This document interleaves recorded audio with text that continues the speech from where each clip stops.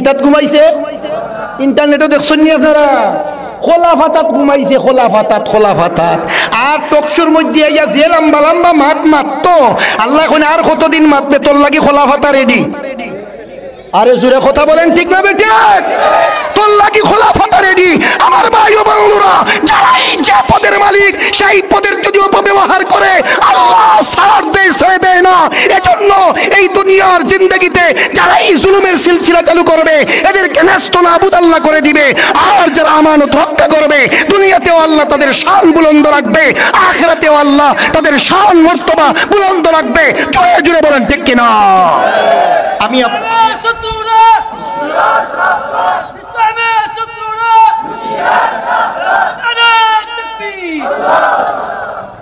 আমার ভাই ও বন্ধুরা যে কথাটি এখন আপনাদেরকে বলতে চাই আমার শরীরও খারাপ জহরনটা বার হয়ে গেছে মুখ আইতাম না আসলাম তার লগে কত রাইতে আলোচনা করে না আপনি না আইলেই তো নাই গতকালকেও একটা প্রোগ্রাম আছিল শরীর খারাপ হল লাগি বাদ দিছি আজকেরটাও আবার খেয়াল আসিল না কিন্তু এরপরেও দেখলাম যে নিজের মাদ্রাসা এলাকার মাদ্রাসা না আইলে হইতো না আমার ভাইরা এই মাদ্রাসা আমাদের কাছে আমানত ওয়াজ বুঝছেন না আপনারা এই মাদ্রাসা আমাদের কাছে আমানত